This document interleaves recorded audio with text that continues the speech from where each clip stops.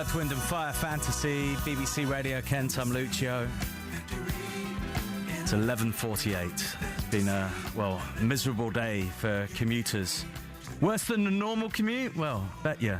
There's a man that doesn't think commuting is dull at all. His name is Andy Leeks. He commutes from Headcorn to Cannon Street, and he thinks that people watching makes the commute one of the most entertaining parts of the day. He's written a book about it, and I spoke to him earlier. I began by asking him why he was a self-confessed fan of commuting. I am. Well, I certainly am now.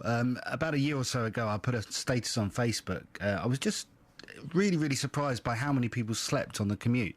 I looked around me, and on that particular day, every single person in the carriage was asleep. Every single person.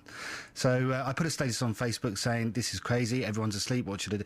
And basically the response was pretty much, you should be doing the same, mate. And I couldn't believe it. So I basically said, there's so much that you can do on your commute. You could be learning a new language, catching up with old friends, you could be writing your Christmas cards. There's so much you can do. You're wasting your time, people. Does looking out the window count?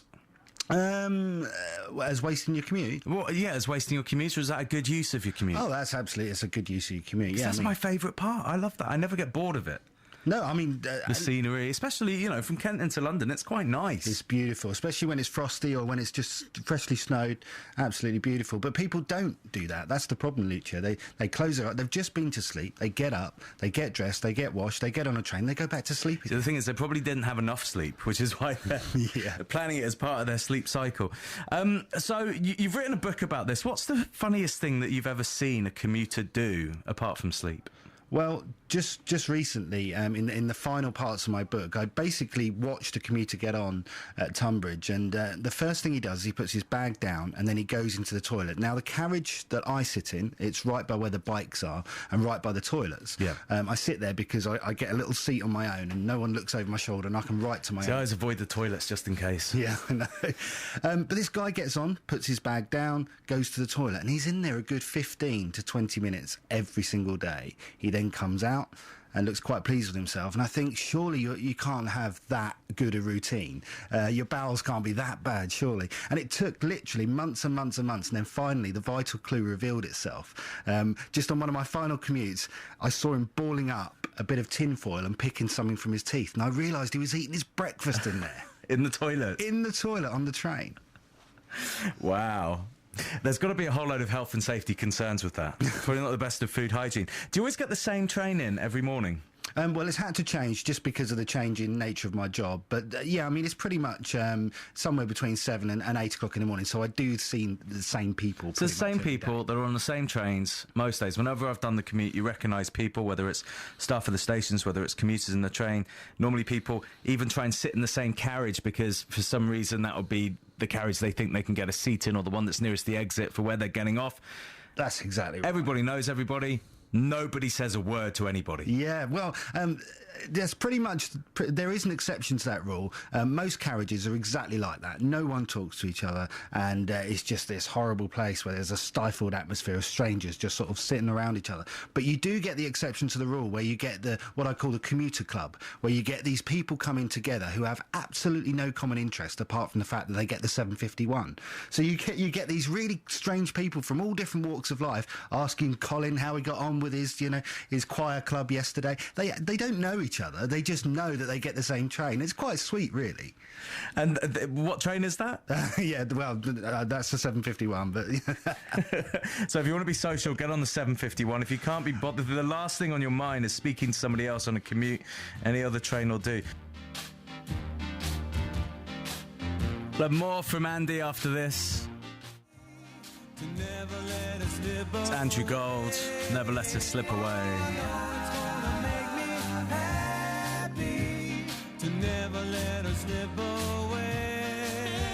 So I've been speaking to Andy Leeks earlier this morning. He's from Headcorn. He's written a book about his daily commute from Headcorn to Cannon Street in London. He's been telling me about some of the strangest things that commuters do to each other. I mean, there's too many to go through. I mean, going through the book, there's the way the book was written. It's written in a way that I write a chapter every day. So every day I commute, there's a chapter to the book. So there's over. And you do it while you're commuting? Yeah, absolutely. The whole book, the whole reason for the book was to write it while I commute. I'm not doing any writing at all outside of those hours, and so. You know, I think there's 200 chapters or so in the book. There's one for each day, and so there's so much going on. There was one day I was sitting opposite a lady, and I thought she was some sort of spy that was trying to choke me. She was putting on makeup and perfume, and it was getting to the point where you couldn't open the windows, and people were moving seats, and you know. See, I've a number of issues with people commuting.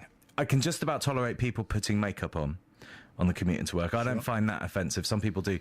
People filing their nails on trains. This was the problem I had. Oh, my day. I hate nail files. I've got a phobia of nail files. Fine with spiders, snakes, anything like that. Nail files, I cannot touch the things. I can't bear the sound of people filing their nails. But for some reason, people think that that's absolutely fine. This is exactly what happened on that commute. I felt like she was some sort of Russian spy that was here to poison me and kill me, because the way the sun was moving across the carriage, you could see the particles slowly moving their way towards my nose, and I was like, oh no, I can't have this. And are there any other things that people should avoid? Like, I think smelly food's an off. That's a no-go on a train. Smelly foods is a no-go. There's always the noisy passenger, the person shouting into their mobiles. Person who thinks that the world owes them a favour, and that everyone needs to know what's going on with their lives. Linda, I'm not gonna make the 7:45 meeting. Cancel. We don't need to know. I mean, and that guy is the one who's always got the noisiest food lined up. So you'll have the granola bar followed by the apple, and you just think, oh, you just pray for a banana.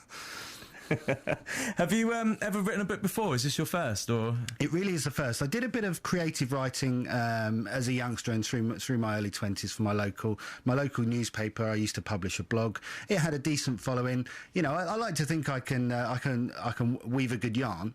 My Facebook posts tend to get a good response, and it really was just completely by accident that I started writing the book. What I'm pleased to say, actually, the book As They Slept is free over the Christmas period, so if anyone wants to download it, it's As They Slept. It's actually on Amazon for free if you want to download it now. Okay, so. This is a very kind Christmas gift. Yeah, why not? And is it going to be like published in print? It is in print already. There's 4 parts. The way I released it every 3 months, because I realised 3 months worth of travelling, there's quite a lot of stuff going on there. And as it happened, the way that it worked out, it meant that people who were commuting that were reading the book were actually able to contact me through Facebook and various other things, and actually sort of come along for the journey. So there were, cliched as it might be, as I was writing parts 2 and 3, which was months sort of 3 to 6 and 6 to 9, there were people who read the first one, loved it, and were actually following what was going on as we go along, and then buying it as we were doing it. So the book that's out at the moment, the Christmas release, is As They Slept, A Year in the Life of a London Commuter. That's out in print, and you can get all 4 parts separately or all 4 parts together on Kindle. And so, yeah, the 4 parts individually are called As They Slept, The Comical Tales of a London Commuter. Andy Leeks, thank you very much. I wish you the best of luck in